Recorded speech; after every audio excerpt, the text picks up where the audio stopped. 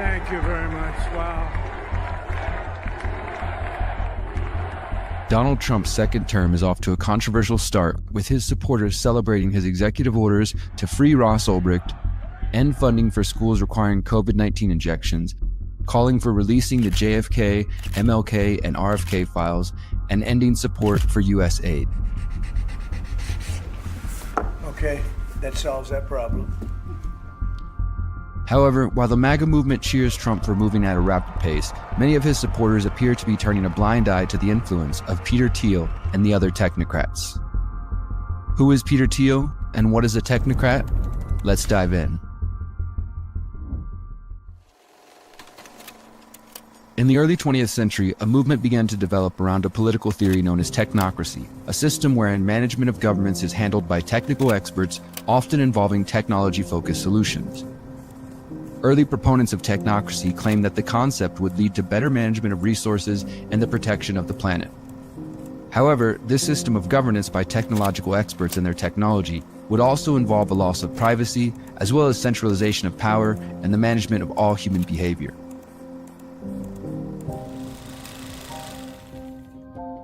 Although the term appears to have been largely forgotten, the technocratic philosophy and influence can be seen everywhere in our modern digital world.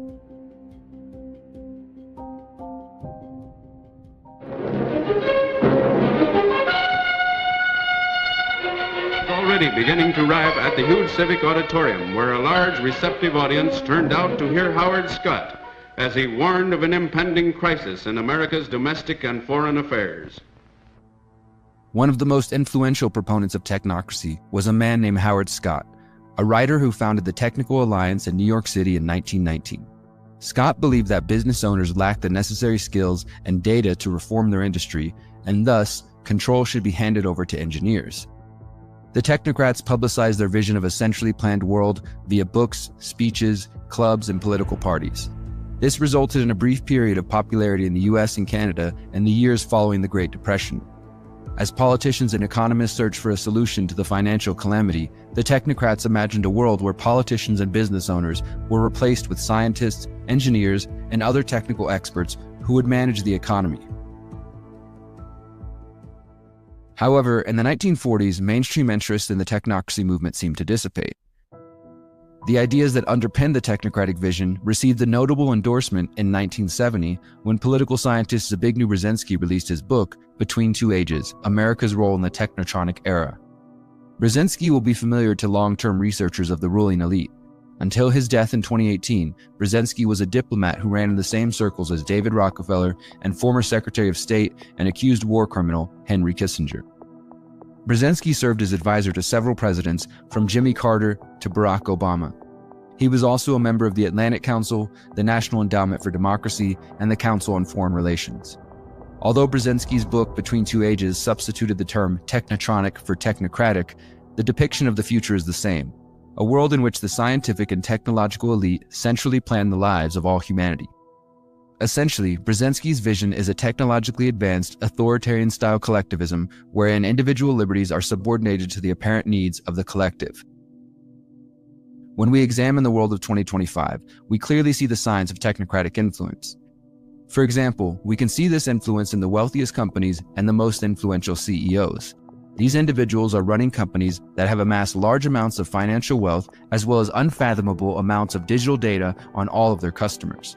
From Jeff Bezos at Amazon, Bill Gates of Microsoft, Mark Zuckerberg at Facebook, Elon Musk of Tesla and SpaceX, we can see the technocratic ideology. These men and their colleagues in various technological industries wield immense power through their companies, wealth, and cultural influence. These individuals have enough money, resources, and connections to shape elections, geoengineer the climate, and cause dips in the stock market, to name a few examples. They are the technocratic class of 2025.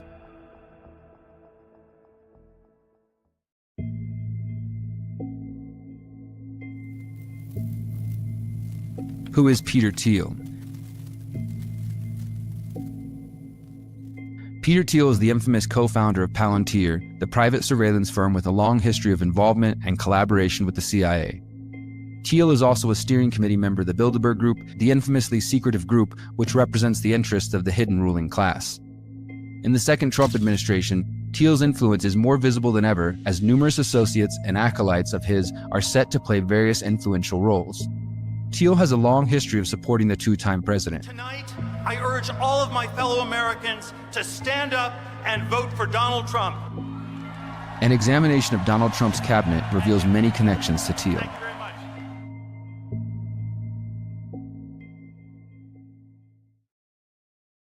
Vice President J.D. Vance. Despite not giving directly to the 2024 campaign, Thiel has gained well-deserved scrutiny for his role in financing the rise of Vice President J.D. Vance. Vance, the 40-year-old former senator from Ohio, was in attendance at former COO of PayPal David Sacks's June 24 fundraiser for Trump. According to two people with knowledge of the exchange, during this June event, Trump informally polled the room regarding who he should choose for vice presidential running mate. David Sacks and others in attendance all told Trump he should choose Vance. Elon Musk also reportedly encouraged Trump to pick Vance. And a few weeks later, at the 2024 Republican National Convention, that's exactly what Donald Trump did. Thiel and Vance have an extensive relationship. Vance claims that after hearing Peter Thiel deliver a speech at Yale Law School in 2011, he was inspired to pursue a career in big tech firms. He started as a junior investor with the Thiel-backed Mithril Capital in 2016. Vance briefly worked at biotech firm Circuit Therapeutics, a move which then CEO Frederick Moll told the New York Times was, quote, a favor to Peter. In 2019, Vance would found his own venture firm, Narya Capital, with financial backing from the former CEO of Google, Eric Schmidt, the billionaire investor Marc Andreessen, and of course, Peter Thiel. When Vance announced his run for Ohio Senator, Peter Thiel was there and gave $15 million to the campaign. With this money, Vance was able to secure a victory, and within 2 years, he was on the way to the White House with the full support of Peter Thiel and the Technocrats. Elon Musk. While Musk is a powerful and influential technocrat in his own right, he and Thiel have their own history of collaboration. Musk and Thiel have been friends for more than 2 decades, and both men received massive financial wealth from their co-founding of PayPal. Thiel has also been a prominent investor in Musk's various ventures, including Neuralink. Musk and Peter Thiel also co-founded America PAC as their vehicle to support Trump's return to the White House.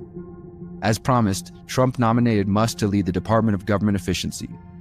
And while the idea of reducing government waste and increasing efficiency is an appealing proposition, it should also be noted that Musk's talk of efficiency is reminiscent of the little-known efficiency movement, which predated the more well-known technocracy movement. The efficiency movement sought to identify and eliminate waste in all areas of economy and society and to develop and implement best practices. Supporters of this movement included Andrew Carnegie and John D. Rockefeller. Is the goal of Trump and Musk to make government more efficient to serve the people? We're gonna make the future good. We're gonna make it good. Or is the goal to finally fulfill the dream of the original technocrats and eliminate the political and business classes in favor of machines, artificial intelligence, central planning, and managing society? David Sacks. Sacks is most well known for his involvement in the early days of PayPal, serving as the COO with Thiel as the CEO. He is considered a member of the so-called PayPal Mafia, a name given to the founders of PayPal, who later founded numerous tech companies, including Tesla, LinkedIn, Palantir, SpaceX, YouTube, and Yelp. In June 2024, it was Sacks who hosted a fundraiser for Trump at his home in San Francisco. It was this dinner where the billionaires told Trump he should choose Vance as his running mate. Shortly after his victory in the 2024 election, Trump rewarded Sacks for his loyalty by appointing him as the AI and crypto czar. In this position, Sacks is expected to greatly influence the US government's policies on cryptocurrency and the advancement of AI. Howard Lutnick. Howard Lutnick is the CEO of Cantor Fitzgerald investment firm and has become a vocal proponent for Bitcoin in the last couple years. Trump recently nominated him to be U.S. Commerce Secretary. Lutnick is also an investor in Strive Asset Management, which was founded by Vivek Ramaswamy. Peter Thiel, the Founders Fund, and J.D. Vance's Narya Capital also contributed to Strive's $30 million funding round. Lutnick is also part owner of video platform Rumble, founded by Chris Pavlovski. In December 2021, Pavlovski announced his intention to take Rumble public by combining forces with CF Acquisition Corp., a division of Lutnick's Cantor Fitzgerald. Lutnick was also formerly a neighbor to Jeffrey Epstein in New York City and raised millions of dollars for Hillary Clinton's 2016 presidential campaign. Lutnick has spoken at the World Economic Forum's various meetings as far back as 2016 and as recently as January 2023. Jim O'Neill. Donald Trump has appointed Jim O'Neill as Deputy Secretary of the Department of Health and Human Services. O'Neill has extensive connections and collaborations with Peter Thiel. O'Neill worked at two of Peter Thiel's funds, Clarium Capital and Mithril Capital Management, from 2012 to 2019. In 2010, he co-founded Peter Thiel's Thiel Fellowship. He also worked as the CEO of the Thiel Foundation from 2009 to 2012. From 2019 to July 2021, O'Neill was the CEO of SENS Research Foundation, an organization focused on rejuvenation.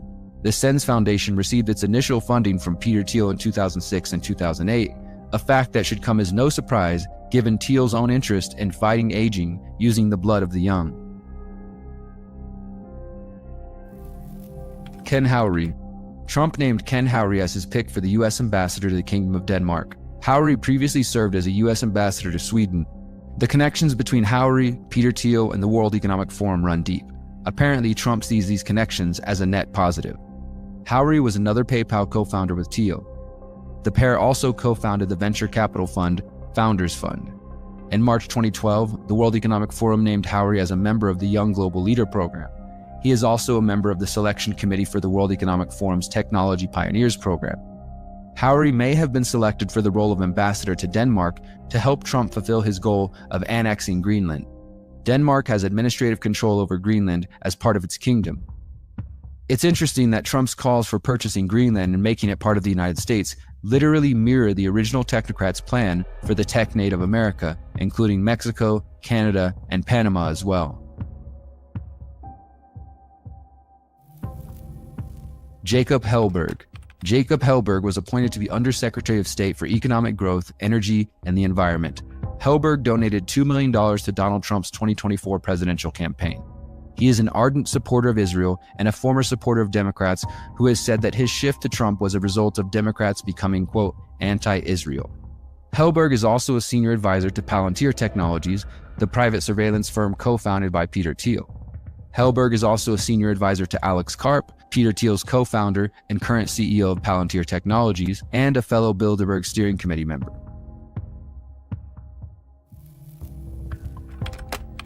Donald Trump has named Michael Kratsios to serve as a science advisor and director of the White House's Office of Science and Technology Policy. Kratsios was the first Trump administration's policy specialist on artificial intelligence, drones, quantum computing, and cybersecurity. Kratsios worked for two of Peter Thiel's funds, Thiel Capital and Clarium Capital. It is abundantly clear that the second Trump administration is stacked with allies of Peter Thiel, the Technocrat and steering committee member of the Bilderberg Group. One final point worth noting relates to Palantir's blind support for Israel and the Zionist cause. In November 2023, Palantir issued a letter to shareholders that stressed the company's support for Israel's quest to ethnically cleanse Palestinians. Quote, "We are one of the few companies in the world to stand up and announce our support for Israel, which remains steadfast. Palantir stands with Israel." Thiel has also made it clear he will not interfere in Israel's crimes and has no qualms supplying technology which leads to civilian deaths. First, in January 2024, Palantir announced that it had signed a strategic partnership with the Israeli Defense Ministry to supply technology for the genocide. In May 2024, protesters accused Thiel of complicity in genocide, blocking his vehicles for over an hour while he was speaking at the Cambridge Union. Over 200 students gathered outside the Cambridge Union, attempting to drown out Thiel's talk.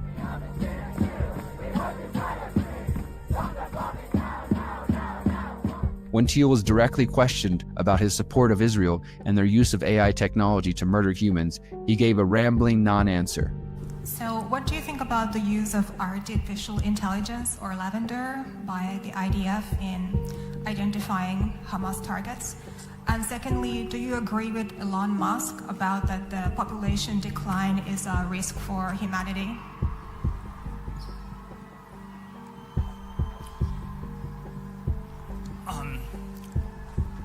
Look, I'm not,